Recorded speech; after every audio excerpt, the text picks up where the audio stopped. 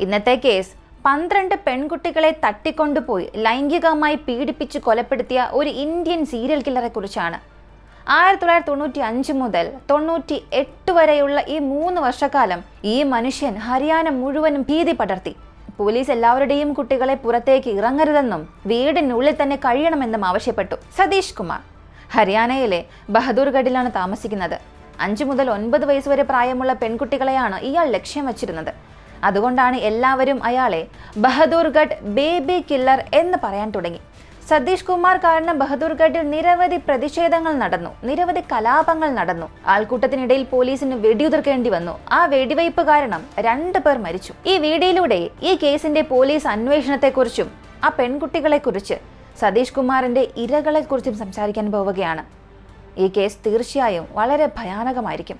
നിങ്ങളൊരു പക്ഷേ ഇത് കേട്ടിട്ടുണ്ടാകില്ല. കേൾക്കാൻ കഴിയുമെന്നുണ്ടെങ്കിൽ നമുക്ക് തുടർന്ന് കാണാം.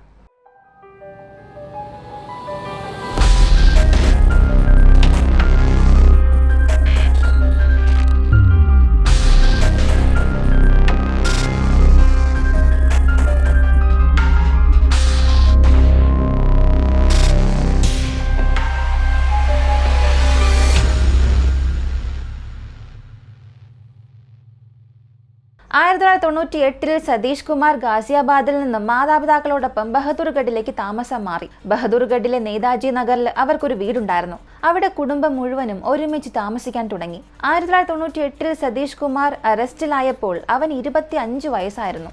അതായത് 95 അവൻ ആദ്യ കുറ്റകൃത്യം ചെയ്യുമ്പോൾ അവൻ ഏകദേശം 22 വയസ്സ് പ്രായമുണ്ടായിരുന്നു. 1995 ഫെബ്രുവരി മാസം 16 നേതാജി നഗറിൽ നിന്നും പൂജ എന്ന ഒരു 8 വയസ്സുള്ള പെൺകുട്ടിയെ കാണാതായി.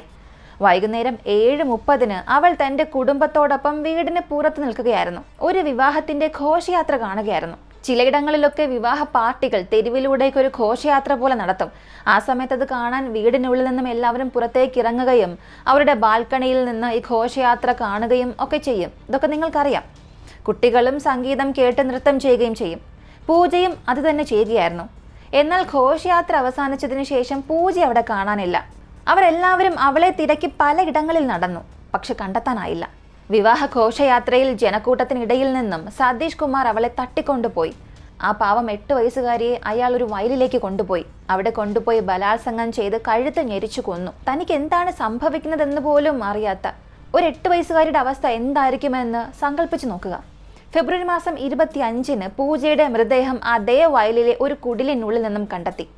പൂജയുടെ അച്ഛൻ കേന്ദ്ര ആഭ്യന്തര മന്ത്രാലയത്തിലാണ് ജോലി ചെയ്തിരുന്നത്. അതിനാൽ കുറ്റവാളിയെ കണ്ടെത്തുന്നതിൽ പോലീസിന് വലിയ സമ്മർദ്ദമുണ്ടായിരുന്നു. ഈ അന്വേഷണത്തിനിടയിൽ രാജ്കുമാർ എന്ന വ്യക്തിയെ പോലീസ് അറസ്റ്റ് ചെയ്തു. കൊലപാതകം അയാൾ സമ്മതിച്ചു എന്നും പറഞ്ഞു. പൂജയെ കൊന്നത് താനാണെന്ന് അയാൾ സമ്മതിച്ചുവെന്നാണ് പോലീസ് പറഞ്ഞത്. രാജ്കുമാർ കുറ്റസമ്മതം നടത്തിയതാണോ അതോ അയാളെ മർദ്ദിച്ച് കുറ്റസമ്മതം വാങ്ങിയതാണോ ഇതൊന്നും അറിയില്ല. ദൈവത്തിന് മാത്രമേ അറിയൂ. എന്നാൽ തുടർന്ന് രാജ്കുമാറിനെ ജയിലിലടച്ചു. 1995 ജൂലൈ മാസം 12 രാജ്കുമാർ ജയിലിലായിരുന്നപ്പോൾ ശീതൾ എന്ന 7 വയസ്സുകാരി അവളുടെ അമ്മാവനും മുത്തശ്ശിക്കുമൊപ്പം വീടിന് പുറത്ത് ഉറങ്ങുകയായിരുന്നു. ശീതളിന്റെ അച്ഛൻ അന്ന് വീട്ടിലില്ലായിരുന്നു. അമ്മയും 2 സഹോദരന്മാരും ടെറസിൽ ഉറങ്ങുകയായിരുന്നു. രാത്രി ഒരു 3 മണിയോടുകൂടി ശീതളിന്റെ അമ്മ ഉണർന്നു വന്നപ്പോൾ മകളായ ശീതൾ അവിടെ ഇല്ലാത്തത് ശ്രദ്ധിക്കുന്നു. എല്ലാ ഇടങ്ങളിൽ തിരഞ്ഞിട്ടും അവളെ കണ്ടെത്താനായില്ല. സതീഷ് ഈ 7 വയസ്സുള്ള പെൺകുട്ടി അവരുടെ വീടിന് മുന്നിൽ നിന്ന് തന്നെ തട്ടിക്കൊണ്ടുപോയി ബലാത്സംഗം ചെയ്ത് കൊലപ്പെടുത്തുകയും ചെയ്തു. ഇത് സതീഷ് കുമാറിന്റെ 2ാമത്തെ കുറ്റകൃത്യമായിരുന്നു. എന്നാൽ ഇതിന്റെ 2 മാസങ്ങൾക്ക് ശേഷം 95 സെപ്റ്റംബർ മാസം 11 സതീഷ് ഒരു പാൻ കടയിൽ നിന്നും 6 വയസ്സുള്ള കരുണ എന്ന പെൺകുട്ടിയെ പ്രലോഭിപ്പിച്ച് ബലാത്സംഗം ചെയ്ത് കൊലപ്പെടുത്തി. ഉച്ചയ്ക്ക് 1 മണിക്ക് കരുണ ഉപ്പ് വാങ്ങാൻ കടയിലേക്ക് വന്നതായിരുന്നു, പക്ഷെ തിരിച്ചെത്തിയില്ല. അടുത്ത ദിവസം സെപ്റ്റംബർ മാസം 12 അവളുടെ മൃതദേഹം ഒരു വയലിൽ കണ്ടെത്തി. ഈ സമയത്താണ് പോലീസിന് മനസ്സിലായത് തങ്ങൾ അന്വേഷിക്കുന്നത് ഒരു സീരിയൽ കില്ലറെയാണെന്ന്. ഇപ്പോൾ എല്ലാ പോലീസുകാരും സീരിയൽ കില്ലറെ തിരയാൻ തുടങ്ങി. അവർ ജയിലിലടച്ച ആൾ രാജ്കുമാർ നിരപരാധിയാണെന്ന കാര്യം ഇപ്പോൾ വ്യക്തമായി. കാരണം ജയിലിലായിരിക്കുമ്പോൾ പോലും കൊലപാതകങ്ങൾ പുറത്ത് സംഭവിച്ചുകൊണ്ടേയിരുന്നു. അങ്ങനെ രാജ്കുമാർ അറസ്റ്റിലായി 18 മാസങ്ങൾക്ക് ശേഷം അയാളെ ജയിൽ മോചിതനാക്കി. 95 ഒക്ടോബർ മാസം 14 ഏകദേശം 1 മാസത്തിനു ശേഷം സതീഷ് വീണ്ടും ആക്രമണം നടത്തി. ജോണി എന്ന 6 വയസ്സുള്ള പെൺകുട്ടി അമ്മാവനോടൊപ്പം പുറത്തു പോയതാണ്. ഉച്ചയ്ക്ക് 2 മണിയോടുകൂടി അമ്മാവൻ വീട്ടിൽ തിരിച്ചെത്തി. പക്ഷേ ജോണി തിരിച്ചെത്തിയില്ല. ചോദിച്ചപ്പോൾ ജോണി തന്നോടൊപ്പം വന്നില്ലല്ലോ, പുറത്ത് കളിക്കുകയായിരുന്നല്ലോ എന്നാണ് പറഞ്ഞത്. കുടുംബം മുഴുവനും അവളെ തിരഞ്ഞു നോക്കി, പക്ഷെ കണ്ടെത്താനായില്ല. അടുത്ത ദിവസം അവളുടെ മൃതദേഹം കണ്ടെത്തി.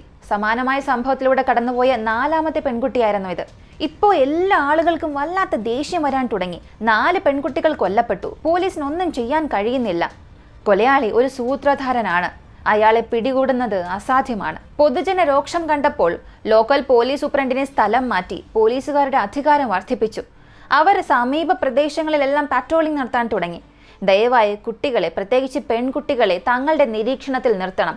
സാധ്യമെങ്കിൽ ഒരു കാരണവുമില്ലാതെ വീട്ടിൽ നിന്നും അവരെ പുറത്തിറങ്ങാൻ അനുവദിക്കരുത് എന്നും പോലീസുകാർ ജനങ്ങളോട് പറഞ്ഞു. എന്നാൽ കുട്ടികളെ വീട്ടിൽ പൂട്ടിയിടുന്നത് ഒരു പരിഹാരമായിരുന്നില്ല. പരിഹാരമെന്നത് ശരിയായ അന്വേഷണമായിരുന്നു. അത് സംഭവിച്ചില്ല. ജനുവരി മാസത്തിൽ സതീഷ് 2 പെൺകുട്ടികളെ തട്ടിക്കൊണ്ടുപോയി. ആദ്യത്തേത് 5 വയസ്സുള്ള ഒരു പെൺകുട്ടിയായിരുന്നു, പിങ്കി എന്ന പെൺകുട്ടി. പിങ്കി സതീഷിന്റെ ഇരകളിൽ രക്ഷപ്പെട്ട ആദ്യ പെൺകുട്ടിയാണ്. പിങ്കിയെ തട്ടിക്കൊണ്ടുപോയ ശേഷം അയാൾ അവളെ ബലാത്സംഗം ചെയ്തു, അവളെ കൊല്ലുകയും ചെയ്തു. എന്നാൽ പിങ്കിയുടെ മൃതദേഹം കണ്ടെത്തിയപ്പോൾ അവൾക്ക് ജീവൻ ഉണ്ടായിരുന്നു. എന്നാൽ സതീഷിനെ കുറിച്ച് പിങ്കിക്ക് പ്രത്യേക വിവരങ്ങളൊന്നും നൽകാൻ കഴിഞ്ഞില്ല. അങ്ങനെ അവൻ വീണ്ടും രക്ഷപ്പെട്ടു. 2ാമത്തെ പെൺകുട്ടി 6 വയസ്സുള്ള ശ്വേതയാണ്. ശ്വേത തന്റെ സുഹൃത്തുക്കളോടൊപ്പം കളിക്കുകയായിരുന്നു. ശ്വേതയുടെ സഹോദരി പറഞ്ഞത് സൈക്കിളിൽ വന്ന ഒരാൾ ശ്വേതയെ തട്ടിക്കൊണ്ടുപോയി എന്നാണ്. പിറ്റേന്ന് ശ്വേതയുടെ മൃതദേഹം കണ്ടെത്തി. ഈ 2 തട്ടിക്കൊണ്ടുപോകലുകൾക്കും ശേഷം ആളുകളുടെ രോക്ഷം വർദ്ധിച്ചു. എല്ലാവരും പ്രതിഷേധിക്കാൻ തുടങ്ങി. പോലീസ് വീണ്ടും അന്വേഷണം നടത്തി. ഡൽഹി ബഹദൂർഖണ്ഡിന്റെ പരിസരത്തായതിനാൽ ഈ സീരിയൽ കില്ലർ ഡൽഹിയിൽ നിന്നുള്ള ആളാണെന്നും പോലീസ് വിചാരിച്ചു. അങ്ങനെ ഈ അന്വേഷണത്തിൽ പോലീസ് ഡൽഹി പോലീസിനെയും ഉൾപ്പെടുത്തി. ഏതാനും ദിവസങ്ങൾക്കുള്ളിൽ ഡൽഹി പോലീസ് ഒരു ധാബയിലിരിക്കുന്ന ആളെ അറസ്റ്റ് ചെയ്തു.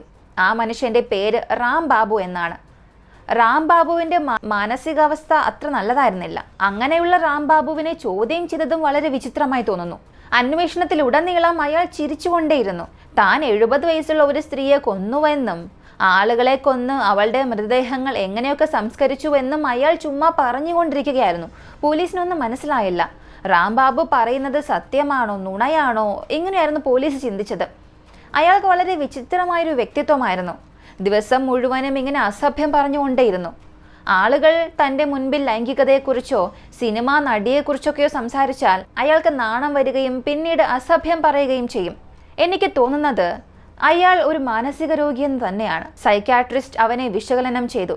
ഇവനെ കൊലപാതകം ചെയ്തിരിക്കാൻ വളരെ സാധ്യത കുറവാണ് എന്നും പറഞ്ഞു. ഇയാൾക്കൊരാളെ കൊല്ലാനൊന്നും സാധിക്കില്ല എന്നും പറഞ്ഞു. എങ്കിലും റാം ബാബുവിനെ ജയിലിലടച്ചു. എന്നാൽ അവൻ ജയിലിലായിരുന്നപ്പോൾ പോലും പുറത്ത് സൽമ, ശാന്തി എന്ന 2 പെൺകുട്ടികളെ സതീഷ് കുമാർ തട്ടിക്കൊണ്ടുപോയി കൊലപ്പെടുത്തി. റാം ബാബു ജയിലിലായിരുന്നപ്പോഴും കൊലപാതകം നടന്നു. എന്നിട്ട് പോലും അയാൾ 30 മാസം ജയിലിൽ കിടന്നു. ജയിലിനുള്ളിൽ മറ്റൊരു തടവുകാരൻ റാം ബാബുവിന്റെ തലയിൽ കല്ലുകൊണ്ട് അടിച്ചു. ജയിലിൽ തന്നെ റാം ബാബു മരിക്കുകയും ചെയ്തു. 1997 ജൂൺ മാസം 22-ന് സതീഷ് ഒരു 7 വയസ്സുള്ള പെൺകുട്ടിയായ മഞ്ജുവിനെ തട്ടിക്കൊണ്ടുപോയി ലൈംഗികമായി പീഡിപ്പിച്ച് കൊലപ്പെടുത്തി. ജൂലൈ മാസം 10-ന് പോലീസ് 3ാം തവണയും തെറ്റായ ഒരാളെ അറസ്റ്റ് ചെയ്തു. ഇത്തവണ ശങ്കർ കുമാർ എന്നയാളായിരുന്നു അറസ്റ്റ് ചെയ്തത്. മഞ്ജുവിനെ കൊലപ്പെടുത്തിയത് താനാണെന്ന് ശങ്കർ സമ്മതിച്ചുവെന്നും പോലീസ് പറഞ്ഞു. എന്നാൽ വീണ്ടും ഈ കുറ്റസമ്മതം എങ്ങനെ സംഭവിച്ചിട്ടുണ്ടാകുമെന്നുള്ളത് നിങ്ങൾക്ക് ഊഹിച്ചെടുക്കാവുന്നതേ ഉള്ളൂ. ശങ്കർ കുമാറിന്റെ അറസ്റ്റിന് ശേഷം 9 ദിവസത്തിൽ ഒരു പെൺകുട്ടി വീണ്ടും തട്ടിക്കൊണ്ടുപോയി. അവസാനം അവളുടെ നഗ്നമായ മൃതദേഹമായിരുന്നു കണ്ടെത്തിയത്. ഈ സമയം പൊതുജനങ്ങൾക്ക് ഭ്രാന്തായി. പോലീസ് തെറ്റായ ആളുകളെയാണ് അറസ്റ്റ് ചെയ്തുകൊണ്ടിരിക്കുന്നത്. പൊതുജനങ്ങളെ മണ്ടന്മാരാക്കുകയാണ്, ഞങ്ങളെ തെറ്റിദ്ധരിപ്പിക്കുകയാണ്. 3ാം തവണയാണ് ഇങ്ങനെ സംഭവിച്ചിരിക്കുന്നത്. ഇങ്ങനെ ജനങ്ങളുടെ പ്രതിഷേധം വർദ്ധിച്ചു. പിറ്റേന്ന് എല്ലാവരും അക്രമാസക്തമായി പ്രതിഷേധിക്കാൻ തുടങ്ങി. കലാപം നിയന്ത്രണാതീതമായി. തുടർന്ന് പോലീസ് ജനക്കൂട്ടത്തിന് നേരെ വെടിയുതിർത്തു. വെടിവയ്പിൽ 2 പേർ കൊല്ലപ്പെട്ടു. ഈ ഭയാനകമായ സംഭവത്തിന് ശേഷം കേസ് CID ക്രൈം ഇൻവെസ്റ്റിഗേഷൻ ഡിപ്പാർട്ട്മെന്റിലേക്ക് കൈമാറി. നഗരത്തിന്റെ എല്ലാ കോണുകളിലും പോലീസുകാർ നിൽപ്പുണ്ടായിരുന്നു. അതുകൊണ്ട് തന്നെ അടുത്ത 11 മാസത്തേക്ക് സതീഷിന് ഒന്നും ചെയ്യാൻ കഴിഞ്ഞില്ല. ഏകദേശം 1 വർഷത്തോളം ഒളിവിൽ കഴിഞ്ഞ ശേഷം നവംബറിൽ സതീഷ് ഒരു പെൺകുട്ടിയെ തട്ടിക്കൊണ്ടുപോയി. ഈ കുറ്റകൃത്യം അവന്റെ അവസാനത്തെ കുറ്റകൃത്യമായി മാറി. 1998 നവംബർ മാസം 18-ന് 6 വയസ്സുള്ള ഒരു പെൺകുട്ടി, സോമാനി എന്ന പെൺകുട്ടി, തൻ്റെ പിതാവിൻ്റെ ചായക്കടയിൽ നിന്നും നടന്നു പോവുകയായിരുന്നു. വഴിയിൽ സതീഷ് കുമാർ ഒരു സൈക്കിളിൽ വന്ന് പെൺകുട്ടി തട്ടിക്കൊണ്ടുപോയി തൻ്റെ വീട്ടിലേക്ക് കൊണ്ടുപോയി ബലാത്സംഗം ചെയ്തു. സോമാനിയെ 2 തവണയായിരുന്നു അങ്ങനെ ചെയ്തത്. തുടർന്ന് അവൾ ബോധം കെട്ടു വീണു. അവൾ മരിച്ചു വീണുവെന്ന് സതീഷ് കരുതി. അവളുടെ മൃതദേഹം അടുത്തുള്ള ഒരു വയലിലേക്ക് എറിഞ്ഞു. 2 ദിവസത്തിനു ശേഷം അതിനടുത്തുള്ള പാലത്തിലൂടെ ഒരാൾ നടന്നു പോവുകയായിരുന്നു. അപ്പോഴാണ് പാലത്തിനടിയിലിരുന്ന് ഒരു പെൺകുട്ടി കരയുന്നത് കണ്ടത്. അയാൾ ഉടൻ തന്നെ ആ പെൺകുട്ടിയുടെ അടുത്തേക്ക് ഓടി. പെൺകുട്ടിയുടെ പേരും വിലാസവും കാര്യങ്ങളും അന്വേഷിച്ചു. സോമാനി അവളുടെ പേര് പറഞ്ഞു, പക്ഷെ അവൾക്ക് അവളുടെ അഡ്രസ്സ് ഓർമ്മയില്ല. ആ മനുഷ്യൻ അവളെ ഒരു പോലീസ് സ്റ്റേഷനിലേക്ക് കൊണ്ടുപോയി. അവളെ കണ്ട ഉടനെ പോലീസിന് മനസ്സിലായി ഈ പെൺകുട്ടി സീരിയൽ കില്ലറുടെ കയ്യിൽ നിന്നും രക്ഷപ്പെട്ട ഇരയാണെന്ന്. തന്നെ സൈക്കിളിൽ തട്ടിക്കൊണ്ടുപോയി എന്നും ആ വ്യക്തിക്ക് കറുത്ത നിറമാണെന്നും ചെറിയ താടിയുണ്ടെന്നും സോമാനി പോലീസിനോട് പറഞ്ഞു. അന്വേഷണം നടത്തുന്നതിനിടെ പോലീസ് സതീഷിന്റെ വീട്ടിലെത്തി. സതീഷ് ആ സമയം ഒരു ടിൻ ഫാക്ടറിയിൽ ജോലി ചെയ്യുകയായിരുന്നു. ഇത് സതീഷിന്റെ സഹോദരനാണ് പോലീസിനോട് പറഞ്ഞത്. പോലീസ് ആ ടിൻ ഫാക്ടറിയിൽ ചെന്ന് സതീഷിനെ അറസ്റ്റ് ചെയ്തു. ഏകദേശം 3 വർഷത്തോളമുള്ള തിരച്ചിലിനൊടുവിൽ അവസാനം സതീഷിനെ അറസ്റ്റ് ചെയ്തു. അറസ്റ്റിന് ശേഷം ഡോക്ടർ രാജീവ് ഗുപ്ത 13 ദിവസം സതീഷിനെ പരിശോധിച്ചു. അയാൾക്ക് ഭ്രാന്തില്ല എന്ന് മനസ്സിലായി. അവസാനം ചോദ്യം ചെയ്യലിൽ അവൻ 14 കുറ്റകൃത്യം താൻ ചെയ്തിട്ടുണ്ടെന്ന് പറഞ്ഞു. എല്ലാ സംഭവങ്ങളും അയാൾ വിശദമായി സമ്മതിച്ചു. അയാൾ നൽകിയ എല്ലാ വിശദാംശങ്ങളും തെളിവുകളും എല്ലാം മാച്ചായി.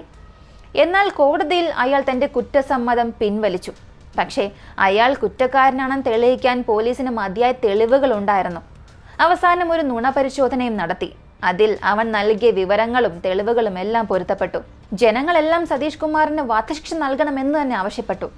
പക്ഷെ എന്തുകൊണ്ടോ ഹൈക്കോടതി അവന് വധശിക്ഷ നൽകാതെ ജീവപര്യന്തം തടവ് വിധിച്ചു. സത്യം പറഞ്ഞാൽ 5, 6, 7, 8 വയസ്സുള്ള ചെറിയ കുഞ്ഞുങ്ങളെയാണ് ഈ മനുഷ്യൻ തട്ടിക്കൊണ്ടുപോയത്. ഈ സംഭവങ്ങളുടെ ആ ഒരു സീരീസ് സെറ്റ് അത് നമുക്ക് കേൾക്കുമ്പോൾ തന്നെ വല്ലാത്ത ബുദ്ധിമുട്ട് നമുക്ക് തന്നെ തോന്നും. എത്ര ചെറിയ കുട്ടികളാണ് തുടരെ ഇതേ കാര്യം തന്നെ ചെയ്തു. പോലീസ് ഒരല്പം നന്നായി പ്രവർത്തിച്ചിരുന്നെങ്കിൽ, എനിക്ക് കേസിൽ തോന്നിയത് ഇത് മാത്രമാണ്, പോലീസ് ഒരല്പം കൂടെ നന്നായി കേസ് അന്വേഷണം മുന്നോട്ട് കൊണ്ടുപോയിരുന്നെങ്കിൽ ഒരു പക്ഷേ പകുതിയിലേറെ ചെറിയ കുഞ്ഞുങ്ങളെ നമുക്ക് രക്ഷിക്കാൻ സാധിക്കുമായിരുന്നു. പോലീസിന്റെ അനാസ്ഥയാണ്. അവർക്കൊരു കാര്യക്ഷമത ഇല്ലാത്തത് കൊണ്ട്, അല്ലെങ്കിൽ ഒരു സിൻസിയാരിറ്റി എന്ത് വേണമെങ്കിലും പറയാം, അതില്ലാത്തത് കൊണ്ടാണ് ഇത്രയേറെ പെൺകുട്ടികൾ ഒരു മൃഗത്തിന് ഇരയാകേണ്ടി വന്നത്. ഈ ഒരു കേസിനെ കുറിച്ചുള്ള നിങ്ങളുടെ അഭിപ്രായം കമൻറ്റിൽ പറയുക. ഇങ്ങനെയുള്ള വ്യത്യസ്തമായ കേസുകളെക്കുറിച്ച് അറിയാനായി നമ്മുടെ ചാനൽ സബ്സ്ക്രൈബ് ചെയ്യുക. മറ്റൊരു വീഡിയോയുമായി വീണ്ടും കാണാം.